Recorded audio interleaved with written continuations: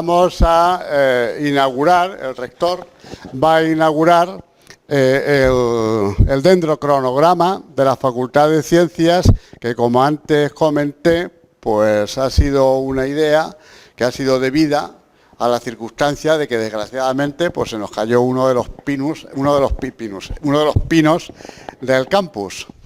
Después de que el rector destape la urna y lo inaugure oficialmente, le daré la palabra al profesor Daniel Patón, que ha hecho el estudio de la datación de los anillos de crecimiento del pino para posibilitar el colocar las banderitas correspondientes que identifican el año de cada anillo y lo relacionan con un suceso importante de la Facultad de Ciencias. Pues, rector, cuando tú quieras. Creo que hay gente, compañeros, hay compañeros que, dado que he visto ya que es el corte del pino, que son los padres de los pinos, y al menos de ese bosque de pinos centrales han sido plantados por personas que están ahora mismo aquí, con lo cual creo que sería más oportuno que lo hicieran ellos.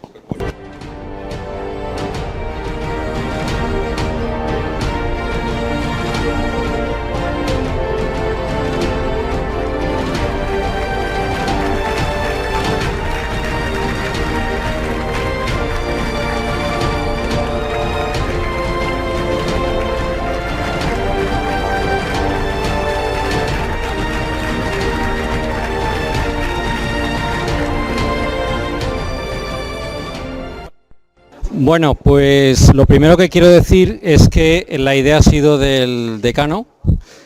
Aprovechó la caída de un pino que estaba enfrente del invernadero de botánica. Ese pino había crecido hacia el este, debido a que los pinos de esta especie, el Pinus pinea, son bastante liófilos, entonces le gusta el sol. Entonces había crecido hacia el este y se había descompensado el peso. Entonces, al descompensarse tanto el peso, cayó, y aprovechamos de cortarlo y generar el dendrocronograma. Lo primero que quiero decir es que para poder hacer la visualización de anillos hay que lijar la rodaja. Se lija con unas lijadoras de bandas, normalmente de granulometrías que van de 40, vamos subiendo la granulometría. Son lijadoras industriales que se utilizan en carpintería industrial, y luego vamos afinando con unas lijadoras orbitales más finitas, para poder visualizar bien algunos de los problemas que tiene esta especie en ambiente mediterráneo, que son, por ejemplo, los falsos años. Entonces, en la rodaja se pueden observar, las bandas de crecimiento, como sabemos, corresponden a la primavera, que es el momento en que las células están turgentes, la pared celular es fina. Luego llega el invierno, entonces las células se hacen más pequeñas y la pared celular se engrosa y da ese aspecto de bandas claras y oscuras que, si lo vemos al microscopio, realmente no hay líneas, lo que hay son células. Este árbol además tiene una característica que nos ha tenido bastante liados con la orientación, y es el hecho que tiene madera de reacción. En una gimnosperma, la madera de reacción se produce por el lado que se inclina el árbol, es decir, si se inclina hacia este lado, la madera de reacción se produce por aquí, y se va a ver por unas líneas engrosadas que nos van a marcar el giro que ha hecho el árbol. Entonces el árbol primero se inclina hacia el este, como veis aquí, en estas líneas que aparecen aquí, luego se inclina hacia el noreste, y finalmente, por eso nos hemos liado con la orientación, finalmente cae otra vez hacia el este. Entonces esto se ve así por las líneas. Otra cosa que se ve también son las megasequías. Aquí hay gente de climatología, así que las sequías grandes, que son sobre todo la del 95, que es muy estrechita, podéis ver ahí el anillo. Además, si os fijáis, la línea clara es estrecha y también el invierno, lo cual significa que no llovió en todo el año.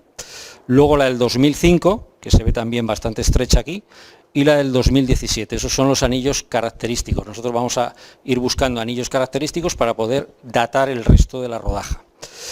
Y otra cosa que se ve también curiosa es, el árbol tiene unos 40 años, no es la edad exacta del árbol, porque el árbol hasta que adquiere una altura pasa un par de años, así que echámosle a estos 40 otros 2 más hasta que adquiere esa altura, y se observa en los primeros años una especie de puntitos que son acúmulos de resina que normalmente tienen que ver con los defoliadores. Cuando hay un ataque de defoliadores, por ejemplo la procesionaria del pino, reacciona el árbol produciendo resina, que es su medio de protegerse de la deshidratación, y se ven esos puntitos ahí. Bueno, también se ve un ataque de hongos aquí, y también se ven, bueno, los años de gran precipitación, y sobre todo la dificultad para datar en una especie mediterránea como esta son los falsos años, que aquí se ven en algunos, por ejemplo, en el año 98 se ve un falso año en mitad. ¿Cómo distinguimos un falso año? Porque no es nítido y al mirar el contorno, me habían dicho 10 minutos, yo creo que ya está bien, ¿no?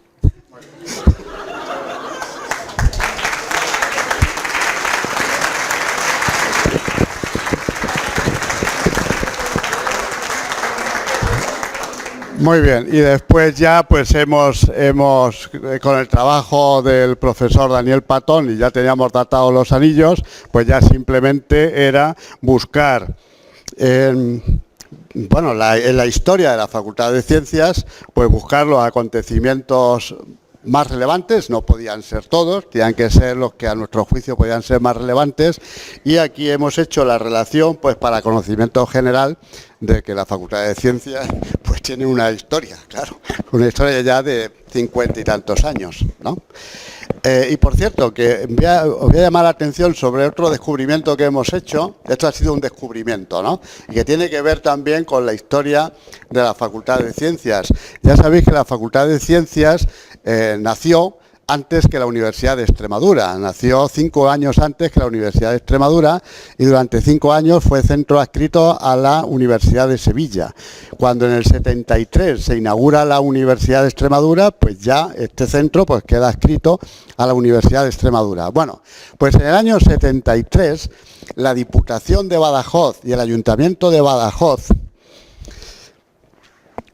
agradecieron a la Facultad de Ciencias el haber sido centro pionero de la Universidad de Extremadura. Y hemos descubierto la placa, que es esa placa que tenemos ahí en la pared, en donde se hace entrega a la Facultad de Ciencias de ese reconocimiento, ¿no? Esta placa ha estado perdida y bueno, pues la hemos recuperado y lo hemos hecho. Sí, sí. Y también sí, quiero mencionar algo que es importante, ¿no?